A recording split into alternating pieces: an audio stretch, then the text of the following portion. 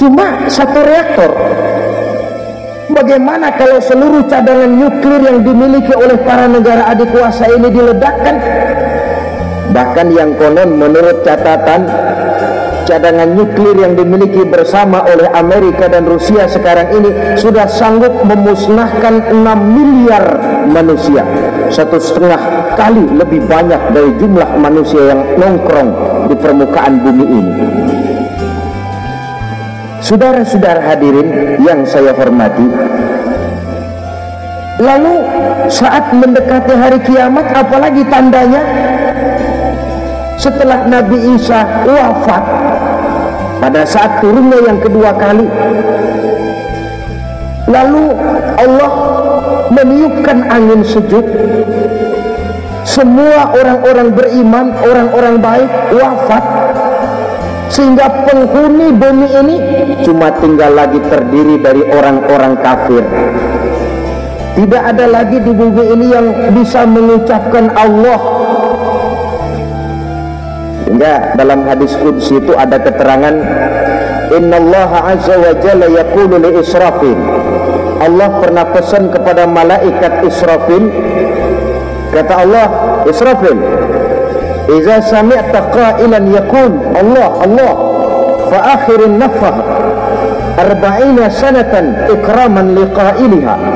Hai Israfil, apabila kau dengar di permukaan bumi masih banyak orang yang mengucapkan Allah Allah, maka tunda sangkakala kiamat itu 40 tahun. Untuk apa? Ikraman liqailiha, menghormati orang yang mengucapkan Allah Allah itu. Wah, jadi karena sekarang masih banyak yang mengucapkan Allah, besar hatilah kita, masih jauh kiamat itu. Tapi jangan lupa, kiamat pribadi, kiamat kecil itu yang nggak kita sangka-sangka. Ajal datang mencabut nyawa, itu kiamat pribadi, dan itu yang pasti kita hadapi, dan itu yang membuat kita tidak boleh bersikap main-main di dalam kehidupan sekarang ini.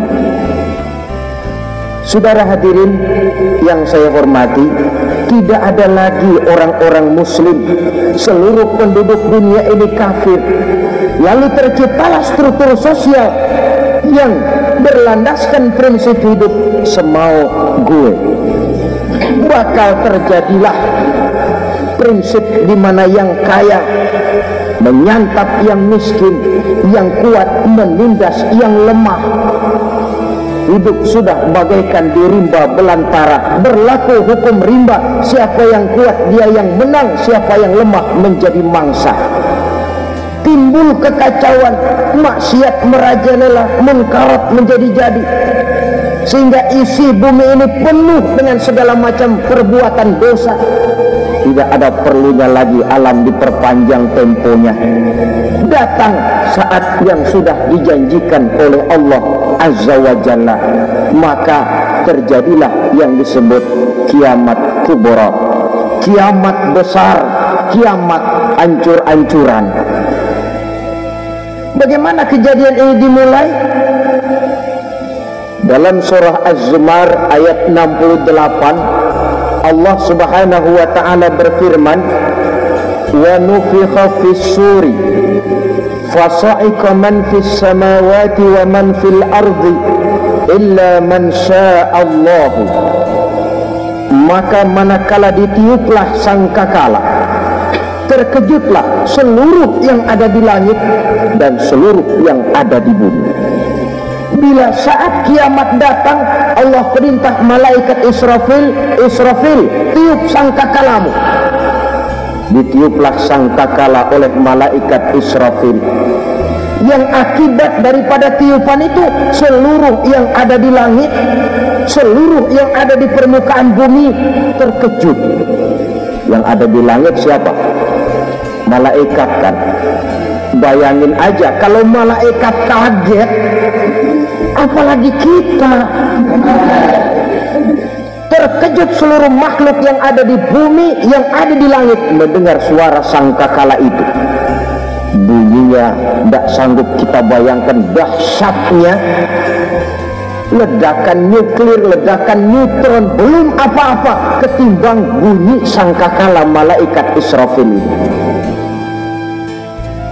Nah, lalu mendengar bunyi sangkakala ini, gemparlah makhluk, kacaulah alam. Bumi gempa, planet-planet bertabrakan, gunung meletus, air laut tumpah ke darat, angin topan bertiup, halilintar menyambar. Lalu semua yang bernama hidup mati total. Mati bareng tanpa persiapan. La haula wa la quwata illa billah. Saya kadang-kadang dalam tafakur bermohon, ya Allah, mudah-mudahan saya enggak nemuin kiamat beneran. Ngeri. Tidak bisa kita bayangkan macam apa suasana seperti itu. Allah saja banyak memberikan gambaran, misalnya Al-Qari'ah, wa mal qari'ah, wa ma adraka mal qari'ah. Kejadian yang menggemparkan. Tahukah kamu apa kejadian yang menggemparkan itu? Yauma yakunun nasu kal farasil mabsus wa takunul jibalu kal ihnil manfus. Pada saat itu manusia berterbangan bagai kupu-kupu, gunung berterbangan seperti kapas ditiup angin. Gunung saja macam kapas, konon lagi manusia. Kematian total, mulai semut sampai gajah mati, jin mati, iblis mati, malaikat mati. Malaikat saja mati. Saudara hadirin yang saya hormati, kematian total yang tanpa persiapan. Orang bilang, Pak, kalau mati bareng begitu yang repot malaikat maut dong ya, cabut sana, cabut sini. Itu kalau menurut logika kita, mestinya begitu menurut logika. Tapi logika juga yang bilang nggak perlu serepot itu. Sebab untuk mematikan listrik di wilayah DKI, di wilayah Jakarta, nggak perlu tiap rumah didatengin, matiin, ya lama. Cukup dari kantor pusatnya saja PLN, tekan satu tombol, gelaplah seluruh Jakarta. Saudara hadirin yang saya hormati, kematian total. Lalu setelah kematian total, planet-planet juga mati, dalam arti tidak bergerak dan beredar. Angin mati, dalam arti tidak bertiup. Air mati, dalam arti tidak ada riak gelombang. Pokoknya semua mati. Kullu nafsin za'iqatul maut, semua yang bernafas mati. Dalam ayat lain, kullu man 'alaiha fan, semua yang ada di permukaan bumi fana. Yang kekal cuma Allah Subhanahu wa ta'ala. Yang paling belakang mati malaikat maut dan malaikat Israfil. Tapi mati juga sesuai dengan janji Allah. Menurut hadis Bukhari Muslim dari Abi Hurairah, masa tenggang waktu antara kematian total pada tiupan sangkakala pertama dengan proses kebangkitan pada tiupan sangkakala kedua 40 lamanya. Tidak dijelaskan oleh Abi Hurairah 40 jam, apa 40 hari, apa 40 tahun. Hadis-hadis cuma menyebutkan 40 saja. Sunyi alam yang tinggal cuma Allah saja lagi.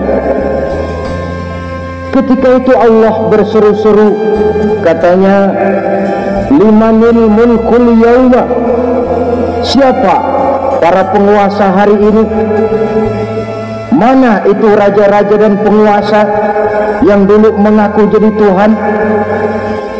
Fir'aun, mana Fir'aun sekarang?